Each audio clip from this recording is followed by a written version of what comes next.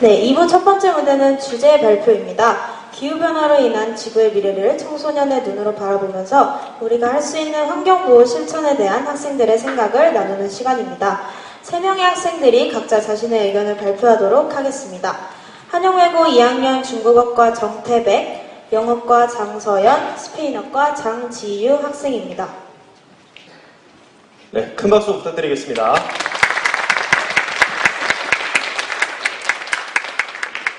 이것은 우리가 살고 있는 지구입니다. 하지만 이 지구가 환경오염으로 인해 고통받고 있습니다. 안녕하세요. 세계 환경 이슈에 관해 발표할 정태백이라고 합니다. 이것이 무엇처럼 보이십니까? 아름다운 섬처럼 보이시진 않죠?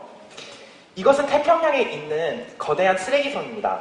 북아메리카와 아시아의 쓰레기들이 한 군데 모여서 만들어진 섬이죠. 이 면적이 얼마나 넓냐 하면 프랑스 국토 면적의 약 3배가 되는 넓은 면적이라고 합니다. 잘 아시다시피 그 플라스틱이라는 것은 그 자연적에서 잘 분해가 되지는 않습니다. 그렇기 때문에 환경에 매우 큰 악영향을 미치게 되는데요. 대표적인 예로 작은 치어들이 플라스틱 조각들을 먹고 그 치어들이 자라서 결국에는 우리 자식 식탁으로 돌아오게 됩니다. 인간이 버린 쓰레기가 다시 인간한테 돌아오는 셈이죠. 또한 이 그림과 같이 알바트로스 같은 새들이 작은 쓰레기 조각들을 먹고 죽는 경우도 있습니다. 아니면 이 그림과 같이 동물들이 쓰레기 속에 갇히기도 합니다. 사실 플라스틱 섬은 문제가 겉으로 명확하게 드러난 몇 안 되는 사례 중에 하나입니다. 대부분의 환경 문제들은 그 문제가 겉으로 잘 드러나지 않습니다. 그래서 저는 오늘 세계에서 있는 여러 가지 환경 이슈들을 여러분들에게 몇 가지 소개해드리고자 합니다. 자, 일단 브라질입니다. 요즘 올해 들어서 브라질에서 산불이 일어나고 있다는 것을 여러분들도 한번 들어보신 적이 있을 텐데요. 그 브라질에서 봄철, 건조한 봄철에 산불이 나는 것은 매우 자연스러운 현상입니다. 하지만 올해는 약간 다릅니다. 그 산불이 봄을 지나서 여름까지 계속 이어지고 있고, 그리고 브라질 정부가 산불 진화를 위한 아무런 노력을 기울이지 않고 있습니다. 이 그래프를 보시면 왼쪽이 8월 30일을 기준으로 24시간 동안 발생한 산불의 지역을 빨간색으로 나타낸 건데요. 지금 거의 대부분의 지역이 빨간색으로 보인다는 것을 알 수가 있습니다. 그리고 오른쪽의 그래프는 2015년부터 2018년의 평균보다 올해 산불이 많이 발생한 경우를 빨간색으로 나타낸 건데요. 이 역시 거의 대부분의 지역에서 빨간 것을 보실 수가 있습니다.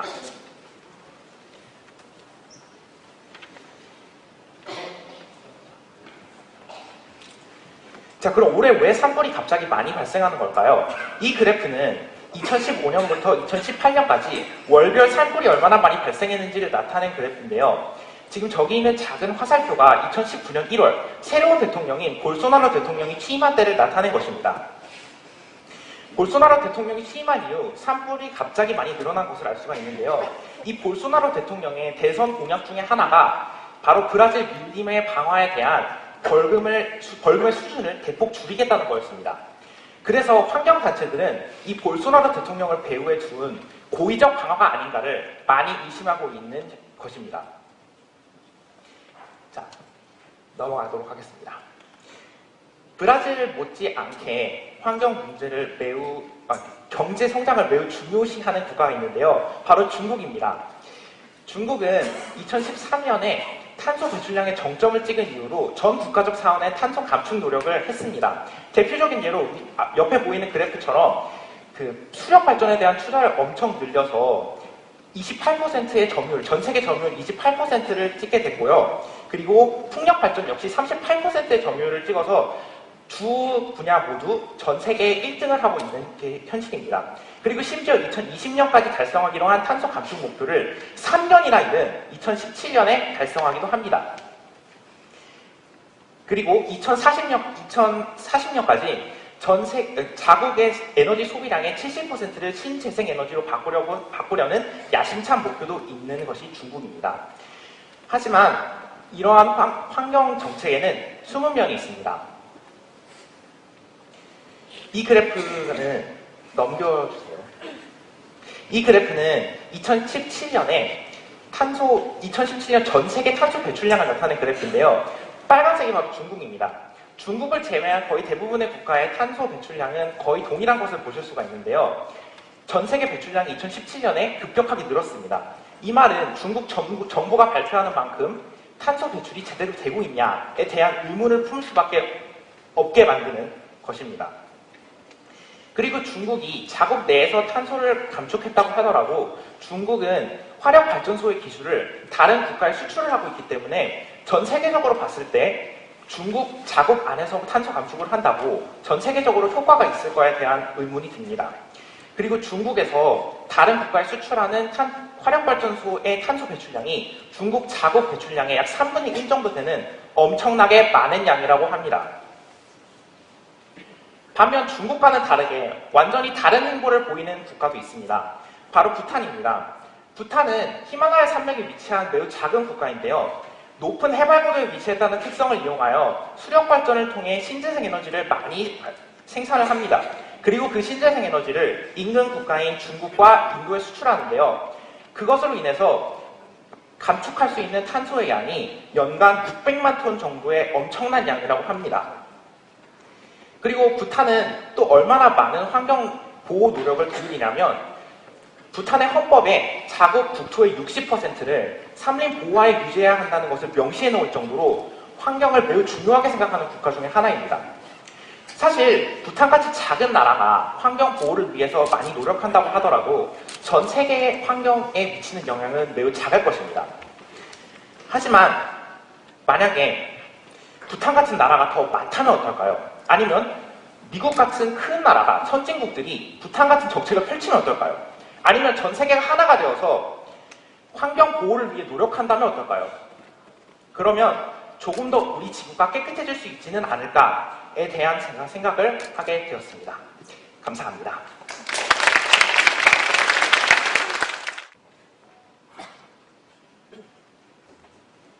안녕하세요. 저는 지구 환경의 문제가 곧 우리의 문제임을 알려드릴 한영외고 장서연입니다. 앞서 경제 발전을 위해 지구 환경을 파괴하는 나라들의 이야기를 들어보았는데요. 전 세계의 기후 환경 문제는 원인 제공자와 피해자가 다릅니다. 지구 환경의 파괴는 결국 우리 모두의 피해로 돌아오겠지만 그 중에서도 특히 더 큰 재앙을 떠안아야 하는 취약한 나라들이 있습니다. 그렇다면 과연 우리나라는 지구 환경의 피해에 얼마나 안전할까요? 여러분 혹시 생태 발자국에 대해 들어보신 적 있으신가요? 생태 발자국이란 인간이 지구에서 삶을 영위하는 데 필요한 자원의 생산과 폐기에 드는 비용을 토지로 환산한 환경 지표입니다. 한국의 생태 발자국 수치는 전 세계에서 1위로 지구의 기후변화 위기가 닥쳤을 때 가장 먼저 피해를 볼 수 있는, 즉 기후변화에 굉장히 취약한 국가임을 의미합니다. 실제 우리나라에서의 기후의 변화와 이로 인한 피해를 살펴보면 지난 50년간 바다 수온은 무려 1.1도씨가 올랐습니다. 1.1도, 별거 아니라고 생각하실 수도 있겠지만 전 세계 상승 평균보다 무려 2.5배가 빠른 속도라고 합니다. 바다뿐만 아니라 육지의 기온도 점점 올라가고 있습니다. 1973년부터 지난해까지 평균 기온이 점점 상승하여 최근에는 10년에 0.8도씩 상승하고 있으며 이는 점점 더 속도가 가속화되고 있습니다. 기후환경의 변화는 폭염, 폭설, 폭우와 같은 이상 기후를 일으키고 이로 인한 피해는 상당히 크며 이로 인한 사망자 수 또한 해마다 늘어나고 있습니다. 그럼 이제 우리나라 기후변화의 심각성에 관한 뉴스를 잠깐 시청해보도록 하겠습니다. 기후변화가 갈수록 심해지고 있습니다. 지난해 우리나라는 사상 최고의 폭염과 폭설이 동시에 나타나는 등 이상기후가 극심했던 것으로 분석됐습니다. 김윤미 기자입니다. 2018년은 최악의 폭염과 폭설이 공존한 한 해였습니다. 기상청이 오늘 발간한 2018년 이상기후 보고서에 따르면 지난 1월 23일부터 2월 13일까지 발생한 한파는 일 최고 기온이 평년보다 4도 이상 떨어져 1973년 관측 이래 가장 낮았던 것으로 분석됐습니다. 이 여파로 제주와 여수 공항에서 항공기 결항이 잇따랐고 할렘 질환자도 630여 명 발생해 2011년 이후 최다 질환자 수를 기록했습니다. 여름에는 기록적인 폭염을 경험했습니다. 장기간 폭염이 이어지면서 홍천의 일 최고 기온은 역대 가장 높은 41도까지 올랐고 전국 평균 폭염 일수는 31.4일, 열대야 일수는 17.7일을 기록해 관측 이래 가장 길었습니다. 이 때문에 온열 질환자 수도 4,500명이 넘어 2011년 이후 최다를 기록했고 해양에서는 고수온이 발생해 어류가 집단 폐사하는 등 604억 원의 피해가 났습니다. 기상청은 지구온난화로 인한 기후변화와 함께 세태기류의 약화를 이상기후의 주요 원인으로 지목하고 자세한 원인 파악에 나설 것이라고 설명했습니다. 이렇듯 지구 환경의 변화는 자연재앙으로 우리의 생명까지 위협하고 있습니다.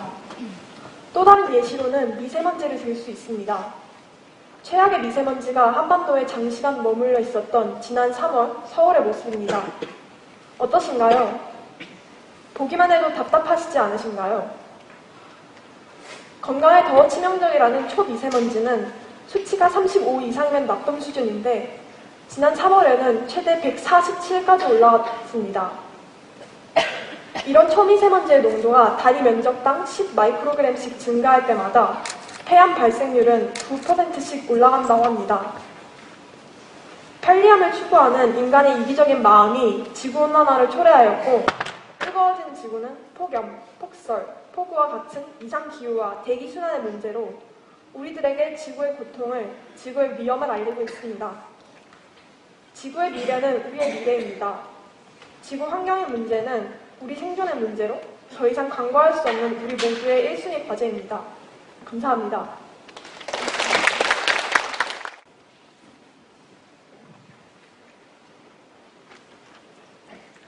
안녕하세요. 오늘 저는 여러분들께 주제 발표 세 번째 이야기를 들려줄 한영외고 장지우입니다. 저의 주제는 기후변화 10대 반란입니다. 여러분들, 이 사진은 어떤 시위의 한 장면을 포착한 것인데 여러분들의 눈에는 무엇에 대한 시위처럼 보이나요?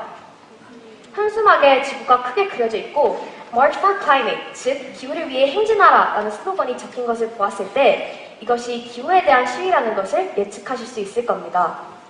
그런데 놀랍게도 이 시위의 주인공들이 모두 10대 청소년들이란 사실을 아시나요? 이 시위의 이름은 Fridays for Future, 즉 미래를 위한 금요일입니다. 이 시위는 기후변화 대응행동을 촉구하기 위해 세계 각지의 청소년들이 함께 등교 거부 운동을 하는 일종의 청소년 연대 모임입니다. 이 운동은 현재 청소년 환경운동 중 가장 큰 규모의 운동으로 미국, 독일, 호주, 브라질 등 100개국 이상에서 무려 청소년 100만 명 이상이 함께한 대규모 글로벌 운동입니다. 그리고 이 환경운동의 중심에는 그레타 툰베리라는 16세 소녀가 있습니다. 그레타 툰베리는 스웨덴 출신의 고등학생으로 2018년 8월부터 매주 금요일마다 기후를 위한 등교 거부가 적힌 팻말을 들고 1인 시위를 벌였는데요. 이것에 영향을 받은 세계 청소년들이 동시다발적으로 집회와 시위를 벌인 것입니다. 또한 그레타는 유엔 본부에서 열린 기후행동 정상회의에서 정상들을 향해 감동적인 연설을 하기도 하고 이러한 공을 인정받아 노벨 평화상 후보에 올랐으며 대한노벨상을 수상하기도 했습니다. 또 다른 10대 환경운동가로는 아멜 타라라는 소녀가 있습니다. 아멜은 프랑스인으로 우측 사진처럼 담배꽁초를 주워 페트병에 담는 일명 Fill the Bottle이라는 해시태그 운동을 전개한 바가 있습니다. 비록 그레타 툰베리의 미래를 위한 금요일만큼 규모가 큰 환경운동은 아니지만 그녀의 이런 독창적인 운동은 디지털 세대의 특성을 가장 잘 이용한 운동이 아닐까 싶습니다. 저 또한 이 해시태그 운동에 참여한 경험이 있는데요. 아버지와 함께 페트병에다 길거리에 버려진 수많은 담배꽁초들을 모아 SNS에 업로드하여 환경을 위해 조금이나마 보탬이 되도록 노력했던 경험이 있습니다. 그렇다면 우리나라는 어떨까요? 전 세계 청소년들이 환경을 위해 이러한 운동을 전개할 때 우리나라는 과연 방관하기만 했을까요? 아까 제가 언급했던 미래를 위한 금요일을 기억하시는 분들이라면 이 사진 속 장면이 절대 낯설지 않을 겁니다. 네, 예상하셨겠지만 이 사진은 미래를 위한 금요일에 참여하고 있는 바로 우리나라 10대 청소년들의 모습입니다. 우리나라의 청소년들도 점점 심각해지고 있는 기후변화 문제에 매우 적극적으로 참여하고 있다는 것을 알 수 있습니다. 그럼 마지막으로 Go Green의 의미에 대해 알아보면서 발표를 마무리하도록 하겠습니다. 이번 저희 나라사랑 캠페인의 대표 슬로건인 Go Green의 의미 자체는 사실 그다지 특별하지는 않습니다. 환경에 더 좋은 방식으로 생활 습관을 바꾼다. 언뜻 보면 매우 평범한 말처럼 들립니다. 그럼 이 Go Green의 의미를 특별하게 해주는 것은 무엇일까요? 바로 이 go라는 단어입니다. 이 go에는 단순히 해야 한다라는 의미보다는 해라라는 더 명령적인 어투로 환경을 위해 참여해야 한다는 실천의 의미를 더욱 강조하고 있습니다. 환경에 대한 여러분들의 실천의 필요성, Go Green의 의미를 마음속에 새기면서 이상으로 주제 발표를 모두 마치도록 하겠습니다. 감사합니다.